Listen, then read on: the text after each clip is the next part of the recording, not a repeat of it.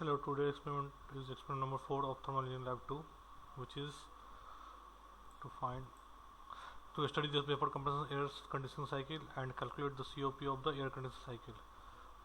Aim is to study the vapor compression air conditioning cycle to calculate COP, which is coefficient of performance, by the use of PH diagram to measure dry bulb and wet bulb temperature of inlet and outlet air. We all know that air conditioning system is working on vapor compression reference system. So main objective is to study the vapor compression air conditioning cycle. यहाँ पे air condition cycle इसलिए vapour compression air condition cycle बोला गया है क्योंकि air condition cycle जो है वो किस पे वर्क कर रहा है, वेपर कंप्रेशन रेफरेंस सिस्टम। अब इसमें ये इनकी कांस्टेंट है जो हमको भी काम आएगा, सीपी मालूम है, specific heat at constant pressure है विच यूनिट किलो जूल पर केजी डिग्री सेंटीग्रेड में। सीओपी थ्योरेटिकल प्रैक्टिकल दोनों है। थ्योरेटिकल इसलिए अगर हम उसको, प्रैक्टिकल है जो हम एक्सपेरिमेंटल बेस पे लाएँ वैल्यू, ठीक है। थ्योरेटिकल जो फॉर्मूला बेस पे कैलकुलेशन करके हम निकाल रहे हैं वो है।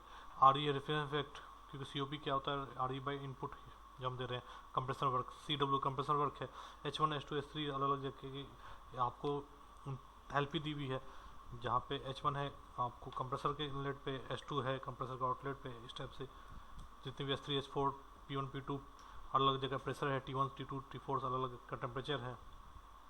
इंट्रोडक्शन। अब सबसे पहले हम समझना है एयर कंडीशनिंग सिस्टम है क्या, what is air conditioning. Air conditioning अलग साइंस है, ठीक है, ब्रांच ऑफ साइंस है, जिसमें हम स्टडी किसकी करते हैं, एयर की कंडीशनिंग की। नाम से ही क्लियर है, एयर कंडीशनिंग मतलब क्या हो रहा है कि हमको एयर को कंडीशन प्रोवाइड करनी है। किस हिसाब प्रोवाइड करनी है, ह्यूमन कंफर्ट के हिसाब से। किसी भी क्लासरूम की बात कर ले या कहीं भी हम बात कर ले, एटीएम मशीन की बात कर ले या कहीं भी बात कर ले, तो वहाँ पर जो ह्यूमन बीइंग ऑक्यूपाइड है, जो रूम को ऑक्यूपाइड करेंगे, ठीक है, उनके कंफर्ट के हिसाब से हम इसको कंडीशन देंगे। तो एयर कंडीशनिंग सिस्टम को अधिकतर मिसमैच क्या कर लेते हैं, कूलिंग सिस्टम से ही। तो एयर कंडीशनिंग सिस्टम क्या है कि एयर कंडीशन में हम एयर को कंडीशन दे रहे हैं। अब कंडीशन कैसे दे रहे हैं बताया कि ह्यूमन कंफर्ट के हिसाब से। तो उसमें क्या क्या पॉइंट हम ध्यान रखते हैं, एक तो टेम्परेचर, एक उसकी प्योरिटी। टेम्परेचर इसलिए कि अगर बहुत ज़्यादा ठंडा हो गया एयर, ठीक है, तो ह्यूमन को अनकंफर्ट फील करेगा। अब बहुत ज़्यादा गर्म है तभी अनकंफर्ट फील करेगा। तो अब वो किस पे डिपेंड कर रहा है कि हर जो वेदर है उस हिसाब से आपको कंडीशन सिस्टम चेंज होगा। तो पूरे जो condition system, air condition system को 3 पार्ट में डिवाइड किया गया है। एक तो आपको विंटर एयर कंडीशन सिस्टम जो हम एयर कंडीशन सिस्टम यूज करेंगे ठंड में, एक है समर एयर कंडीशन सिस्टम जो हम यूज करेंगे गर्मी में, एक ईयर राउंड मतलब इन दोनों बीच का, मतलब पूरे साल को हमने 2 ही भाग में बांटा है मेनली, तो एक गर्मी ठंडा का और बीच का जो बचा हुआ है वो दोनों में year round air condition system. क्योंकि विंटर में हमको मालूम है कि बाहर का जो टेम्परेचर है वो काफ़ी ठंडा होगा, मतलब रूम के टेम्परेचर से, तो आपको जो हम विद इन रूम में ऑक्यूपाइड किया गया है, तो बाहर का एटमॉस्फेयर टेम्परेचर क्या है, बहुत लो है ठंडा में। तो उसके कारण क्या होगा कि जो ह्यूमन है उनकी बॉडी को वो कंफर्ट फील नहीं होगा, कि ठंड कोल्ड लगेगा उनको। तो हमको फिर क्या करना है कि ऐसी कंडीशन प्रोवाइड करनी है कि वो तुम आपको कंफर्टेबल फील कर सके।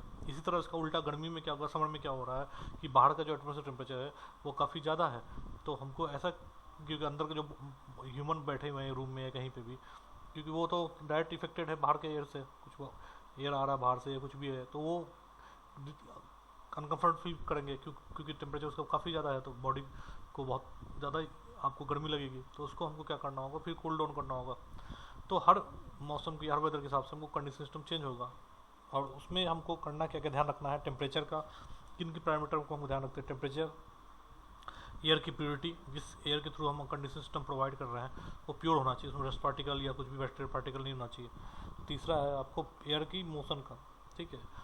चौथा है आपको ह्यूमिडिटी बहुत हाई भी नहीं होना चाहिए, बहुत लो भी नहीं होना चाहिए। इसलिए यहाँ पर लिखा गया है air conditioning the simultaneous controls of the temperature, humidity, motion and purity of the atmospheric in A confined space. Confined space आपको कुछ भी क्लासरूम हो सकता है, कोई आपको एटीएम हो सकता है, आपका घर हो सकता है, कहीं भी हो सकता है। तो ये 4 पैरामीटर्स है, temperature, humidity, motion and purity of, जिसको हम ध्यान रखते हुए एयर को कंडीशन प्रोवाइड करते हैं एयर कंडीशन सिस्टम में। Air condition applies in the heating session as well as in the cooling session.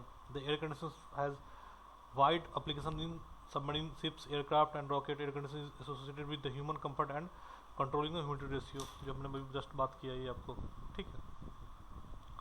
अब इसमें हमको क्या क्या ध्यान देना है, फिल्टरेशन ऑफ एयर, क्योंकि प्योरिटी ऑफ एयर की बात करें, वेयर इट कंटेन्स डस्ट और dust particle, deodoration of air, cooling of air in summer, dehumidification of air by cooling of coil, ठीक है। अब ह्यूमिडिटी, अब डिह्यूमिडिफिकेशन, ह्यूमिडिफिकेशन किस पे बताया आपको कि वो जैसा आपको वेदर या जैसा आपको, जैसे समर एयर कंडीशन सिस्टम में हमको क्या है कि ह्यूमिडिटी काफ़ी ज़्यादा है तो हमको क्या करना है, ह्यूमिडिफिकेशन प्रोसेस करना है।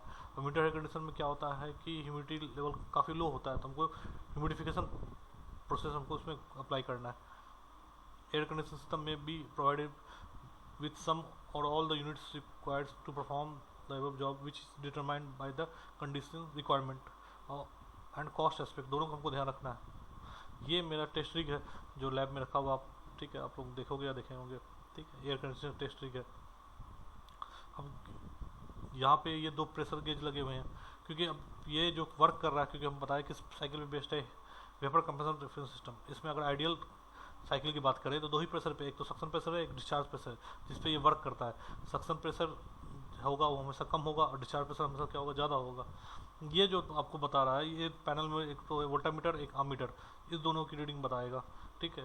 वोल्टामीटर आमीटर से हमको क्या निकालना होगा, क्योंकि हमको कितना इलेक्ट्रिसिटी कंज्यूम हो रहा है, क्योंकि इसमें जो सीओपी निकालेंगे तो सीओपी क्या होगा, आउटपुट अपॉन इनपुट, तो output in the form of कितना रिफ्रिजरेशन इफेक्ट प्रोड्यूस किया। तो रिफ्रिजरेशन इफेक्ट कैसे प्रोड्यूस किया, यहाँ से ठंडा एयर बाहर फेंकेगा, तो बाहर फेंक रहा है तो ये कितना हीट एब्जॉर्व कर रहा है रूम का, तो उससे हमको निकलेगा क्या, रिफ्रिजरेशन इफेक्ट। अब ये जो रिफ्रिजरेशन इफेक्ट प्रोड्यूस हुआ अपने आप तो हुआ नहीं है, ठंडा अपने आप तो आया नहीं, उसका प्रोसेस मैं भी बताऊंगा।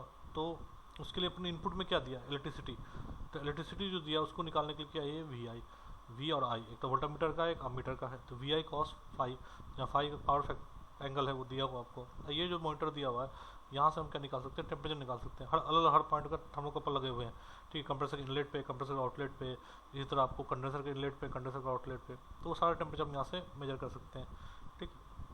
यहाँ पे फैन लगे हुए, ये कंडेंसर सेक्शन है, यहीं पे आपको रखा हुआ है क्या, आपको इवेपोरेटर ट्यूब, जो वीसीआर सिस्टम यहाँ पे दिख रहा है आपको, वो मेनली 4 पार्ट्स है मेनली, और वो क्या क्या इक्विपमेंट यूज़ करना है वीसीआर सिस्टम में, पहला तो कंप्रेसर, ठीक है, फिर कंडेंसर है, फिर एक्सपेंशन वाल या कैपिलरी ट्यूब है, और फिर है आपको इवेपोरेटर कॉइल। तो कंप्रेसर यहाँ पे है, कंडेंसर ये दिख रहा है आपको, ये कंडेंसर, यहाँ पे एयर भी लगा हुआ है, एयर इसलिए लगा, सॉरी फैन लगा हुआ है, फैन इसलिए लगा हुआ है कि कंडेंसर में एयर सर्कुलेशन ये तेज कर रहा है, ठीक है। फिर आपको इवेपोरेटर है, कॉइल है, और कैपिलरी ट्यूब है या एक्सपेंशन वाल, यहाँ पे कैपिलरी ट्यूब यूज किया गया है आपको।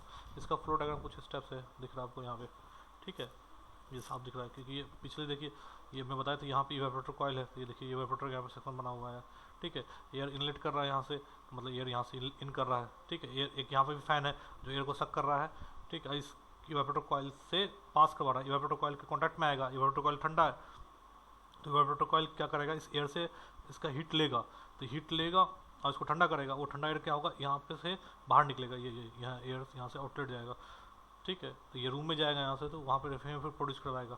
ये दो प्रेशर गेज की बात कर रहे हैं आपको, एक सक्शन प्रेशर गेज, एक डिस्चार्ज प्रेशर गेज, जो दिख रहा है हमको यहाँ पे, suction pressure gauge, discharge pressure gauge, दो प्रेशर गेज पे वर्क कर रहा है आपको, ठीक है। तो ये इसका पैनल है, ब्लॉक डायग्राम जो जस्ट मेरे डायग्राम में, एक फैन लगा हुआ है, एक फैन तो यहाँ पे भी लगा हुआ है एयर सक करवाने के लिए, एक फैन यहाँ पे भी लगा हुआ है कंडेंसर के पास, ठीक है।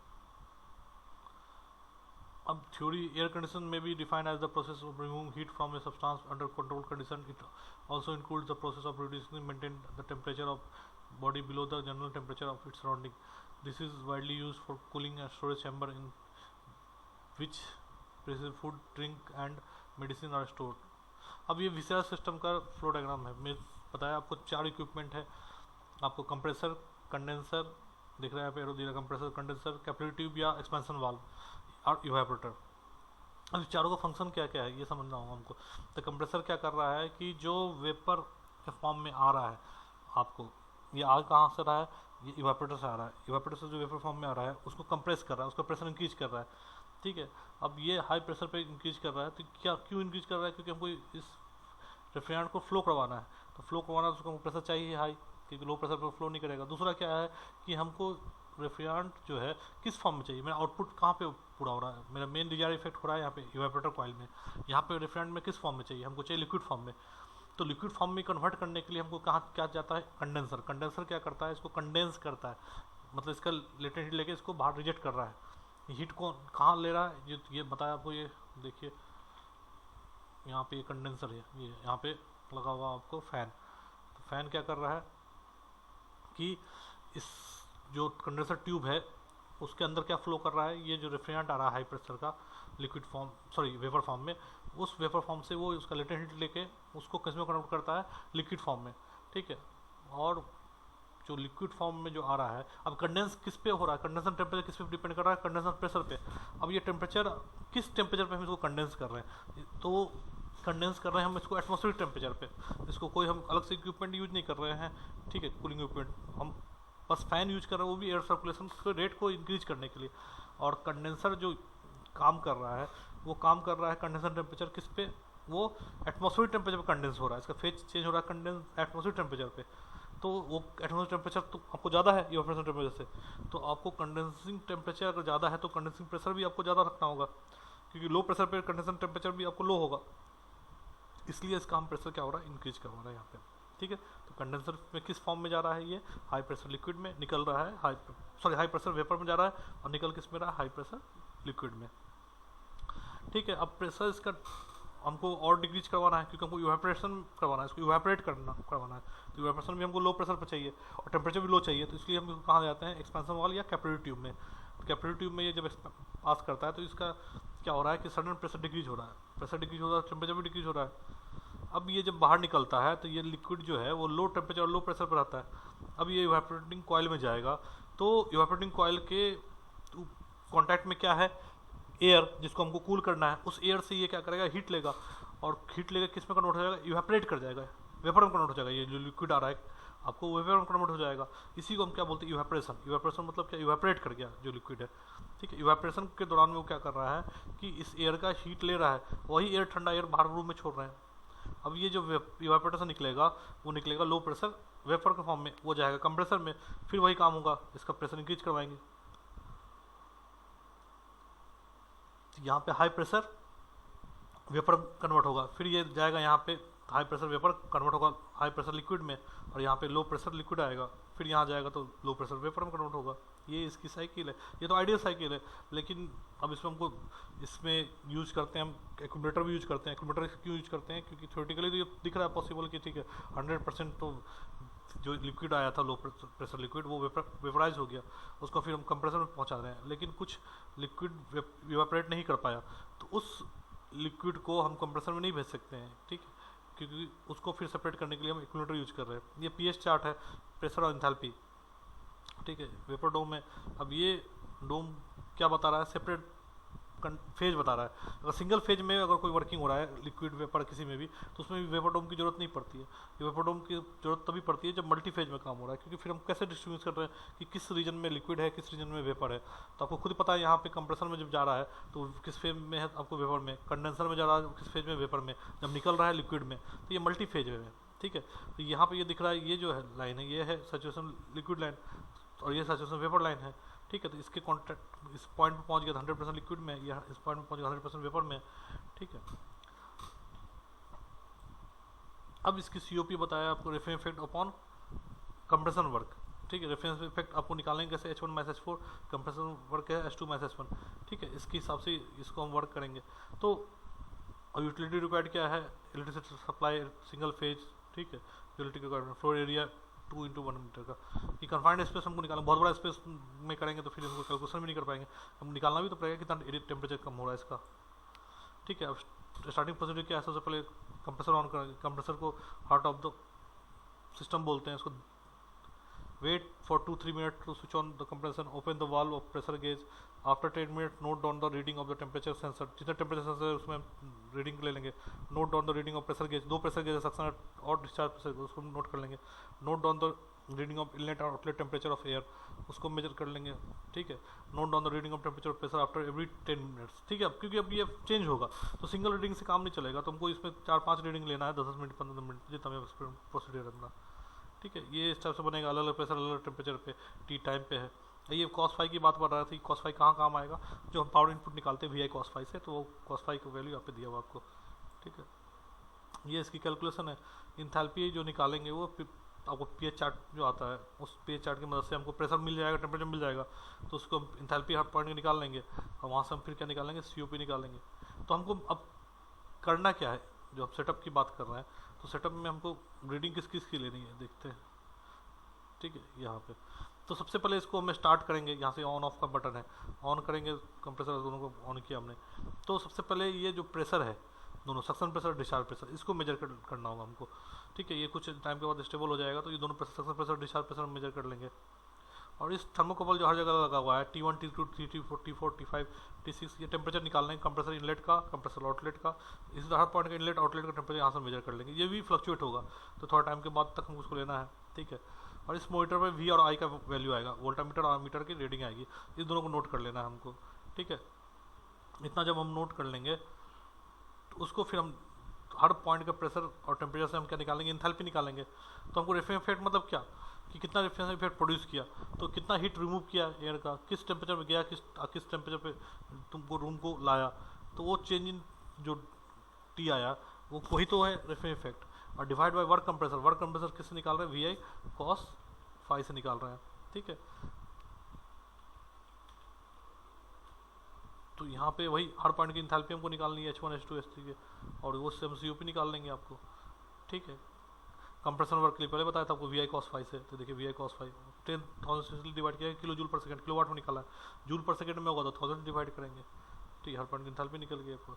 ठीक, तो सबकी वैल्यू जो है इंथैल्पी में आपको सेकंड चार्ट से निकल जाएगा आपको। प्रिकॉशन एंड मेंटेनेंस तो बहुत आसान है, फिर से मैं रिपीट करवाना कि आपको रीडिंग किसकी लेनी है। तो रीडिंग आपको लेनी है, जैसे स्टार्ट होगा ऑन कर दोगे तो आपको थोड़ा देर पे, तो दो प्रेशर के की जो प्रेशर की रीडिंग है सक्शन और डिस्चार्ज प्रेशर की, उसकी रीडिंग लेनी है। ठीक है, और आपको V और I वोल्टामीटर और मीटर इसकी रीडिंग लेनी है। और इस टेम्परेचर सेंसर इंडिकेटर से T1 T2 multi temperature indicator है, जिससे T1 T2 T3 हर चैनल का चेंज करोगे तो हर टेम्परेचर आ जाएगा। ये सारा टेम्परेचर लेना है, लेकिन ये 5-10 मिनट, ये तो कम से कम 10 मिनट के रिपीटेशन में आपको लेना है। ठीक है, रीडिंग जब ये रीडिंग आ जाएगी तो इसको फिर हम COP फाइंड कर लेंगे यहाँ से इंथैल्पी की मदद से। ठीक है, ये इंथैल्पी निकाल लेंगे H1 H4, तो उसको इंथैल्पी निकालेंगे कैसे, pH चार्ट से। ठीक है, प्रिकॉशन मेंटेनेंस क्या है, operate the valve gently, never run the apparatus if power supply is less than 180 volt and 230 volts, ducts should be free from the dust particle। ये सब है। ट्रबल शूटिंग क्या है, if electrical panel is not showing the input on the main light, check the main supply, ये सब हमको ध्यान रखना होगा। if voltmeter showing the voltage given to heater but ampere meters does not check the connection of the control panel, voltameter दिखा रहा है आप और आपको एम्पियर मीटर नहीं दिखा रहा, तो फिर आपको चेक करना होगा। ठीक है, thank you. And find COP of that. ठीक है, यहाँ पर आपको दिख रहा है ये एक्सपेरिमेंटल सेटअप है एयर कंडीशनिंग सिस्टम की। तो सबसे पहले एयर कंडीशनिंग सिस्टम होती क्या है, क्योंकि बहुत ही प्रैक्टिकल चीज़ है, घर में भी यूज करते हैं, हर जगह यूज करते हैं। तो नाम से ही क्लियर है एयर कंडीशनिंग सिस्टम। इसमें हम क्या कर रहे हैं कि एयर को कंडीशन दे रहे हैं। कंडीशन कैसा दे रहे हैं, ह्यूमन कंफर्ट के हिसाब से। ठीक है, क्योंकि हमको कंडीशन कहीं भी प्रोवाइड करना है, चाहे ATM मशीन में प्रोवाइड करना है, चाहे हम घर में प्रोवाइड कर रहे हैं, लैब में प्रोवाइड कर रहे हैं, कहीं भी प्रोवाइड कर रहे हैं एयर सिस्टम को। तो बेसिकली मेरा क्या नीड है कि हमको फुलफिल करना है कि ह्यूमन कंफर्ट। ह्यूमन कंफर्ट मतलब कि हमारी बॉडी को जो कंफर्टेबल फील हो। जैसे ठंड में हमको ज़रूरत क्या है कि बाहर का टेम्परेचर क्या है, बहुत लो है, तो हमको रूम का टेम्परेचर भी लो हो जाएगा उसको हिसाब से, तो हमको बॉडी को ठंडा फील होगा। ठीक है, कोल्डनेस फील होगा, तो हमको कुछ ना कुछ हीटर की जरूरत पड़ती है या ब्लोअर की जरूरत पड़ती है कि जो मेरा बॉडी टेम्परेचर बढ़ा सके। ठीक, इसी तरह आपको गर्मी में क्या होता है, एटमॉस्फेयर टेम्परेचर बहुत हाई होता है, 40 45 46। ठीक है, जैसे अपना रीजन है उस हिसाब से हमको क्या बॉडी को हमको क्या बहुत ज़्यादा गर्मी फील होती है। तो हमको क्या करना है कि जो रूम का टेम्परेचर है, जो कि बाहर के टेम्परेचर से अफेक्टेड है, तो उसको हमको कम करना है। कि हम रूम रहते कहाँ, रूम में मान लो रह रहे हैं, तो रूम में हमको टेम्परेचर क्या करना है, डिजायर्ड टेम्परेचर लाना है, जो हमको बॉडी को क्या कर सके, कंफर्ट फील कर सके। 24 25 26 21 22 जैसे AC हम यूज करते हैं, तो हम हर जो सेटअप सेट करता है टेम्परेचर का, वो जैसे कोई यंग आदमी है तो 21 22 में भी करता है, जो थोड़ा ज़्यादा एज के हैं वो 24 25 26 में भी करते हैं। तो सबका जो बॉडी का जो कंफर्टेबल टेम्परेचर है वो वेरी करता है, लेकिन स्टैंडर्ड 24 25 रखा गया है। तो यहाँ पे सबसे पहले जो यहाँ पे AC रखी हुई है, एयर कंडीशनिंग सिस्टम है, तो एयर कंडीशनिंग सिस्टम भी बताया आपको काम करता है किस पे, VCR सिस्टम पे, वेपर कंप्रेशन रेफ्रिजरेशन सिस्टम। तो बेसिकली क्या होगा, फिर बात कर रहे हैं वेपर कंप्रेशन रेफ्रिजरेशन सिस्टम में पार्ट्स की। तो पार्ट्स है कंप्रेसर, कंडेंसर, एक्सपेंशन वाल्व या कैपिलरी ट्यूब और इवेपोरेटर, ठीक है, उसी पे ये बेस्ड पूरा आपको सिस्टम है। तो आप यहाँ पे दिख रहा है कि पीछे ये आपको दिख रहा है यहाँ पे कंप्रेसर, ठीक है। हीट पंप में मैंने आपको बताया था कंप्रेसर जो है उसको जो वीसीआर सिस्टम की क्या बोलते हैं, हार्ट, ये इसको दिल बोलते हैं, ठीक है। सबसे मेन पार्ट है कि ये क्या कर रहा है कि इसका जो इसके अंदर फ्लो क्या कर रहा है, रेफ्रिजरेंट फ्लो कर रहा है। तो रेफ्रिजरेंट सिंगल फेज में नहीं होता है, मल्टी फेज में, कहीं पे तो लिक्विड फेज में है, कहीं पे वेपर फेज में है। तो कंप्रेसर में जो आ रहा है इवेपोरेटर से जब अंदर, तो वो किस फेज में आ रहा है, यहाँ से जो अंदर आ रहा है तो वो आ रहा है वेपर के फॉर्म में, ठीक। तो इसको ये क्या कर रहा है, कंप्रेस कर रहा है, इसका प्रेशर इंक्रीज कर रहा है। मेन पर्पस क्या है, प्रेशर इंक्रीज कर रहा है। प्रेशर क्यों इंक्रीज कर रहा है, उसका दो रीजन है। एक तो हमको फ्लो करवाना है, तो फ्लो करवाना है तो उसका प्रेशर हमको इंक्रीज करना होगा। लो प्रेशर फ्लो कैसे करेगा, तो हाई प्रेशर कटवाना होगा। दूसरा क्या है कि हमको जो रेफ्रिजरेंट है उसका जो फेज रिक्वायर्ड है, या हमको फेज कैसा चाहिए, हमको चाहिए लिक्विड फेज। लेकिन यहाँ पे तो है, जब कंप्रेसर में आ रहा है तो किस फेज में है, वो है वेपर फेज में। तो इसको फिर हम कहाँ ले जाना होगा, कंडेंसर में। तो कंडेंसर में जो कंडेंस करेगा, तो कंडेंस हम किस टेम्परेचर पर करा रहे हैं वो इंपॉर्टेंट है। तो टेम्परेचर करवा रहे हैं रूम टेम्परेचर पे, एटमॉस्फेयर टेम्परेचर पे।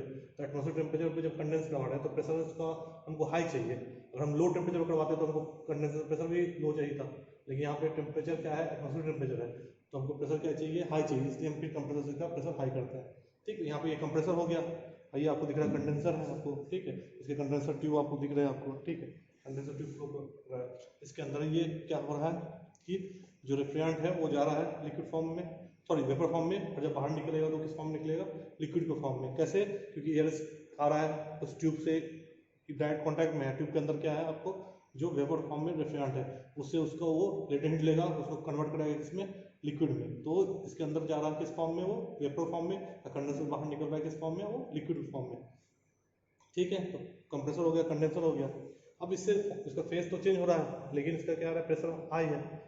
अब प्रेशर हाई है और टेम्परेचर भी उस टेम्परेचर नहीं पहुंचा है जिसपे वो रेफ्रिजरेंट प्रोड्यूस कर सके। इसलिए हम क्या करते हैं कि इसको प्रेशर हम डिक्रीज करते हैं, जिसके थ्रू हमको क्या मिलेगा, टेम्परेचर डिक्रीज होगा। तो ये इसके बाद कहाँ जाएगा, आपको कैपिलरी ट्यूब में। ये कैपिलरी ट्यूब में जा रहा है। कैपिलरी ट्यूब में क्या होगा, ये सडन इसका प्रेशर डिक्रीज करेगा, सडन प्रेशर डिक्रीज करेगा तो इसका टेम्परेचर भी डिक्रीज कर रहा है। अब ये लो टेम्परेचर पहुंच जाता है, लो प्रेशर पर पहुंच जाता है, तो ये इवेपोरेट कर सकता है आराम से। तो इवेपोरेट हम कहाँ करवाएंगे, इवेपोरेटिंग कॉइल पे। ये इसके अंदर क्या लगा हुआ है, इवेपोरेटिंग कॉइल, यहाँ मेन कूलिंग हो रहा है मेरा, ठीक है। इसको आप खोलेंगे तो दिखेगा यहाँ पे इवेपोरेटिंग कॉइल है, जो फ्रिज में भी होता है। तो यहाँ पे कूलिंग कैसे होता है, इवेपोरेटिंग कॉइल में लो प्रेशर लो टेम्परेचर का रेफ्रिजरेंट जा रहा है, किस फॉर्म में जा रहा है, लिक्विड फॉर्म में जा रहा है। और वो क्या हो रहा है, इस कूलिंग चैम्बर से हीट ले रहा है, और हीट ले रहा है तो उसको ठंडा कर रहा है, और खुद किस में कन्वर्ट हो जा रहा है, वेपर में। इसलिए इसका नाम क्या है, इवेपोरेटिंग कॉइल। इवेपोरेट हो रहा है, ठीक है, वेपर में कन्वर्ट हो रहा है। फिर वो वेपर कहाँ जाएगा, फिर वेपर वो कंप्रेसर में जाएगा। तो ये कंप्रेसर मेन पार्ट, चार पार्ट बताया था, कंप्रेसर, कंडेंसर, एक्सपेंशन वाल्व या कैपिलरी ट्यूब और इवेपोरेटर। तो ये कंप्रेसर है, कंडेंसर है, ठीक है, कैपिलरी ट्यूब है, और यहाँ पे आपको इवेपोरेटर कॉइल लगा हुआ है, ठीक है। अब इसकी जो पार्ट्स है देखिए, सबसे पहले ये जो जा रहा है, सबसे पहले ये कंप्रेसर में आ रहा है। तो कंप्रेसर से आ रहा है कहाँ से, इवेपोरेटर आ रहा है। इवेपोरेटर से डायरेक्ट नहीं आ रहा है, कहाँ जा रहा है, देखिए इवेपोरेटर से फिर आ रहा है, पहले ये आ रहा है इस ब्लैक वाले आपको वेसल में। ये ब्लैक वाले वेसल क्या है, एक्यूमुलेटर, ठीक है। हीट पंप में बात किए थे, एक्यूमुलेटर में आ रहा है, फिर ये कंप्रेसर में आ रहा है। तो एक्यूमुलेटर क्यों लगाया, डायरेक्ट हम इवेपोरेटर से कंप्रेसर में क्यों नहीं भेजेंगे।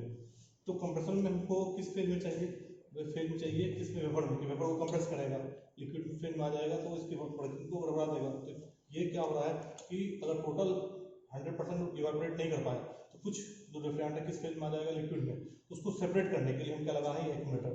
सारा सैंपल किसमें, इसमें आएगा, यहाँ से जो वेपर है उसको भेजेंगे यहाँ पे, और जो आपको लिक्विड रेफ्रिजरेंट है उसको इवेपोरेट करके फिर वापस में भेजेंगे। तो किसमें, कंप्रेसर में। सेपरेट करता है कि हमको 100% किस क्या आए कंप्रेसर में, किस फेज में आए, वेपर फेज में है, ठीक है। इस वेपर को कंप्रेस करेगा हाई प्रेशर पे, फिर जो आपको रेफ्रिजरेंट है किस फेज में, वेपर में, उसको कहाँ पहुँचा रहे हैं, इस कंडेंसर पहुँचा रहे हैं। कंडेंसर ट्यूब से वो कन्वर्ट हो रहा है किसमें, लिक्विड रेफ्रिजरेंट में, ठीक है। इस लिक्विड रेफ्रिजरेंट को प्रेशर और वाटर में डिक्रीज करना है, तो कहाँ जाएंगे हम, फिर एक्सपेंशन वाले कैपिलरी ट्यूब में। तो यह जांच वाली दीजिए कि व्हाइट वाला आपको दिख रहा होगा ये वेसल, ठीक है। ये नीचे भी आप हीट पंप में देखे तो ये ग्रीन कलर का था, ये क्या है, ये ड्रायर है। ये ड्रायर क्या काम कर रहा है कि कोई भी मॉइस्चर अगर आप रेफ्रिजरेंट में आ रहा है तो उसको ये क्या कर रहा है, रिमूव कर रहा है। कैसे रिमूव कर रहा है, इसके अंदर क्या है, सिलिका जेल, जो उसको अब्जॉर्व कर देता है मॉइस्चर को। और क्योंकि मॉइस्चर अगर आगे जाएगा तो आगे आपको मालूम है कि काफ़ी लो टेम्परेचर वर्क कर रहा है, तो वो फिर फ्रीज कर जाएगा, उसकी चोकिंग कर जाएगा, ठीक है, हमारा वर्किंग को डिस्टर्ब कर सकता है, तो इसलिए इसको रिमूव करना है, ठीक। अब यहाँ पे आपको दिख रहा है वो दो वाल्व दिख रहा है, ठीक है, इसी से प्रेशर गेज आगे दिखिएगा, तो एक तो है डिलीवरी प्रेशर गेज, एक है सक्शन प्रेशर गेज, किस पे कंप्रेसर के अंदर जा रहा है और किस पे तुम कंप्रेसर से बाहर निकल रहा है। कि अगर थ्योरेटिकल आप देखिएगा वीसीआर सिस्टम में दो प्रेशर पे काम कर रहा है, तो वो दोनों आपको दिखाऊंगा मैं आगे, लिखा हुआ है प्रेशर गेज के थ्रू, ठीक है। अब वर्किंग कैसे कर रहा है आगे, कि यहाँ पे प्रेशर गेज दिख रहा है आपको, ठीक है, दो प्रेशर गेज पे है। अब इसकी यूनिट जो है अब देखिए केजी पर सेंटीमीटर स्क्वायर में है, एक पीएसआई के फुल फॉर्म क्या है, पाउंड पर स्क्वायर इंच, ठीक है। ये ब्लैक वाला है पीएसआई पे, अब रेड वाला जो पीछे वाला है वो किस पे, केजी पर सेंटीमीटर स्क्वायर में। यहाँ भी ये दोनों चीज़ है। अब उस दोनों में आपको देखो कुछ लिक्विड टाइप का दिख रहा है, ठीक है, तो ये लिक्विड क्या है, ये लिक्विड एक तुमको ग्लिसरीन या कुछ आप यूज कर सकते हो। क्यों यूज करते हैं, ये यूज करते हैं, इसका पर्पस क्या है कि अगर ये जैसे वर्क करेगा, वाइब्रेट कर रहा है, ठीक है, तो एज ए डैम्पर भी काम करता है कि इसकी जो ये कॉइल है ये अगर वाइब्रेट करेगी तो रीडिंग में क्या गड़बड़ हो सकता है। तो ये जो ग्लिसरीन आपको लिक्विड है वो क्या करती है, इस एज ए डैम्पर काम करती है। दूसरा क्या है, कुछ भी डस्ट पार्टिकल और पार्टिकल है उसको भी एब्जॉर्ब कर लेगी।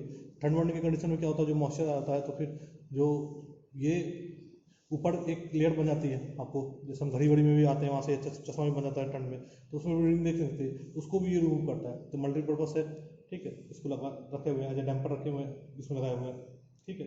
अब ये दोनों प्रेशर बता रहा है, एक तो लो प्रेशर बताएगा, हाई प्रेशर बताएगा। लो प्रेशर जो बताएगा वो बताएगा आपको किसका किस प्रेशर पे कंप्रेसर सक कर रहा है, और हाई प्रेशर क्या हो गया, किस प्रेशर पे वो डिलीवर कर रहा है, ठीक है। अब यहाँ ये दिख रहा है आपको कि जो मॉनिटर है, एक तो वोल्टामीटर का है, एक अमीटर का है। क्यों, वी और आई से हम क्या निकाल सकते हैं, वी आई से क्या निकाल सकते हैं कि कितना पावर ये कंज्यूम किया। फॉर्मूला क्या होगा, वी आई कॉस फाइव, जहाँ फाइव क्या है, पावर फैक्टर है, ठीक है, पावर एंगल है इसका। और यहाँ पे ये देखिए अलग अलग आपको दिख रहा होगा दबाने से 5 4 3 2 1 ये चेंज हो रहा है। यहाँ पे ये बताएगा, वो ये बता रहा है अभी 9 का, 9 का क्या बताएगा, टेम्परेचर बताएगा। यहाँ पे थर्मोकपल लगा हुआ है हर पॉइंट पे, उसका जैसे T1 चेंज कर रहा था, T1 कंप्रेसर के एंट्री का, T2 कंप्रेसर के एग्जिट का, ऐसे ये लगा हुआ है आपको, ठीक है, जिससे ये टेम्परेचर की रीडिंग बताएगी आपको। ये ऑन ऑफ का है, अभी मैं चला के दिखा दूंगा आपको, ठीक है। इधर अब यहाँ से ये क्या होगा कि जो ठंडा हवा वो कहाँ फेंकेगा, रूम में फेंकेगा। अब यहाँ पे ध्यान देने की बात है कि दो फैन आप देख रहे होंगे, यहाँ पे देखिए, यहाँ पे भी एक फैन लगा हुआ है, दिख रहा है आपको, और एक फैन यहाँ पे भी लगा हुआ है, ठीक है, दो फैन। ये फैन क्या कर रहा है, सक्शन फैन की तरह काम कर रहा है, ये एयर को सक कर रहा है रूम से, ठीक है। उसको कहाँ ले जा रहा है, इस जो कूलिंग कॉयल है, जो इवेपोरेटिंग कॉयल है, जो कि ठंडा है, ठीक है, वहाँ से वो ठंडा होता है और फिर इसको बाहर फेंक रहा है रूम में, ठीक है। तो एक ये फैन का तो काम ये है कि जो एयर को सक करेगा, बाहर से आ रहा है एयर, उसको ठंडा करके किसकी मदद से, इस इवेपोरेटिंग कॉयल की मदद से ठंडा करके इस रूम में फेंकेगा, ठीक है, थ्रो करेगा। और ये जो फैन है, ये फैन क्या काम कर रहा है, इस कंडेंसर में जो एयर फ्लो है, वो एयर फ्लो कैसे ठंडा होगा, क्योंकि एयर आएगा बाहर से, वो इसके कॉन्टैक्ट में आएगा और उस क्या करेगा, इस कंडेंस करेगा, मतलब इसका लिटर हीट लेगा, किसका, रेफ्रिजरेंट का। तो उस एयर का सर्कुलेशन बढ़ाने के लिए हम क्या कर रहे हैं, यहाँ पर आर्टिफिशियल यूज कर रहे हैं फैन, ठीक है। एयर तो या तो फैन नहीं यूज करेंगे तो एयर कैसे सर्कुलेट करेगा, नेचुरली सर्कुलेट करेगा, जिसका स्पीड काफी कम होगा या मॉडरेट होगा, तो उसका स्पीड बढ़ाने के लिए, सर्कुलर स्पीड बढ़ाने के लिए यहाँ पे क्या यूज कर रहे हैं, फैन यूज कर रहे हैं, ठीक है। अब हमको निकालना क्या है, इसकी सीओपी निकालनी है। तो सीओपी मतलब क्या है कि हमको इसका कितना रेफ्रिजरेंट प्रोड्यूस किया डिवाइड बाय वर्क इनपुट, ठीक है। तो वर्क तो इनपुट में वर्क ही दे रहे हैं, वर्क किस फॉर्म में दे रहे हैं, इलेक्ट्रिकल एनर्जी के, क्योंकि वर्क किस पे करता है, कंप्रेसर पे। उस इलेक्ट्रिकल एनर्जी निकालने के लिए यहाँ पे सिस्टम क्या है आपका, यही वी आई, वोल्टामीटर अमीटर की रीडिंग दी हुई है, सॉरी, जो वी आई कॉस फाई से हम निकाल देंगे कितना हम इसको एनर्जी दे रहे हैं। और रेफ्रिजरेंट प्रोड्यूस कहाँ करवा रहा है, रूम में प्रोड्यूस करवा रहा है, ठीक है। कितना रेफ्रिजरेंट प्रोड्यूस कराएगा, तो रूम का टेम्परेचर देख लीजिए, ठीक। और फिर ये किस टेम्परेचर पे रूम में एयर को रिजेक्ट कर रहा था, यहाँ से थर्मामीटर से हम देख सकते हैं कि ये कितना टेम्परेचर, मान लो 20 30 किस टेम्परेचर पे रिजेक्ट कर रहा है, ठीक है। प्रेशर हमको पता ही है, दोनों प्रेशर है प्रेशर, तो हम चार्ट की मदद से निकाल सकते हैं कितना चेंजिंग थैल्पी है, ठीक है। और उसके हिसाब से हम निकाल सकते हैं कि कितना इसकी सीओपी है। अब ये नहीं है, ठीक। अब जैसे एयर कंडीशन सिस्टम है, यहाँ सामने चार्ट लगा हुआ है, इसमें आप देखिए अलग है, winter air conditioner system, summer air conditioner system और year round air conditioner system. ये भी क्या है, विंटर मतलब क्योंकि एयर कंडीशनर सिस्टम भी एक ही मौसम नहीं है, कभी तो मेरा मौसम क्या ठंडा है, कभी गर्म है, ठीक है। तो इसको 3 पार्ट में डिवाइड किया गया है, winter, summer, year round. Winter मतलब क्या हो गया कि ठंड के मौसम में आपको कैसे एयर कंडीशनर सिस्टम चाहिए वो अलग होगा मेथड उसका, और समर एयर कंडीशनर सिस्टम मतलब गर्मी में आपको एयर कंडीशनर सिस्टम अलग चाहिए उसका मेथड, ईयर राउंड मतलब उसके बीच का। तीन पार्ट में डिवाइड किया गया आपको, ठीक है। विंटर में हमको हीटिंग की जरूरत पड़ेगी, ठीक है, समर में हमको क्या कूलिंग की जरूरत पड़ेगी। तो अब यहाँ पे क्या हो रहा है कि ये वाल्व जो दिख रहा है ये इसकी जो मास फ्लो रेट है रेफ्रिजरेंट को चेंज करेगी, इससे क्या होगा, कूलिंग रेट वो चेंज होगा, जो टेम्परेचर है वो आपको अगर और कम पे ले जाना है तो उसका रेट हमको क्या करना, मास फ्लो रेट रेफ्रिजरेंट का और इंक्रीज करना होगा, ठीक। तो सबसे पहले हम इसको स्टार्ट करेंगे प्रैक्टिकल स्टार्ट करेंगे, ठीक है। स्टार्ट करते ही सबसे पहले हमको टेम्परेचर यहाँ से आ जाएगा T1 T2 345 कंप्रेसर के इनलेट का, कंप्रेसर का आउटलेट का, कंडेंसर का इनलेट का, कंडेंसर का आउटलेट का, इवेपोरेटर का इनलेट का, इवेपोरेटर का आउटलेट का, और एयर जो यहाँ से बाहर से फेंक कर रहा है उसका टेम्परेचर, हमको सब पॉइंट का टेम्परेचर आ जाएगा। 2 प्रेशर आपको मिल जाएगा, एक तो किस प्रेशर पर सक कर रहा है, एक किस प्रेशर पे वो डिलीवर कर रहा है। एक बार हमको चला के देखते हैं।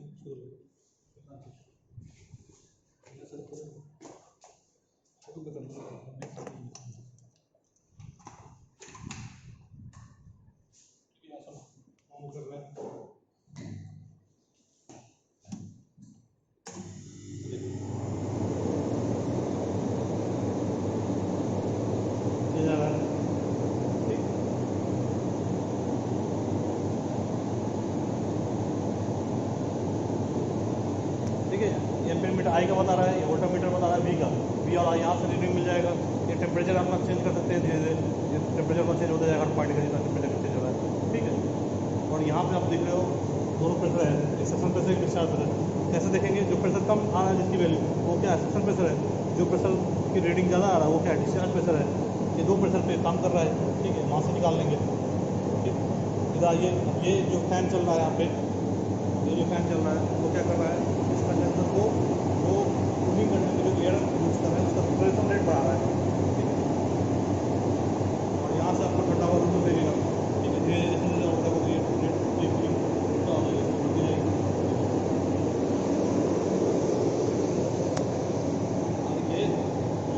ये एयर सेट कर रहा है यहाँ से, ठीक है।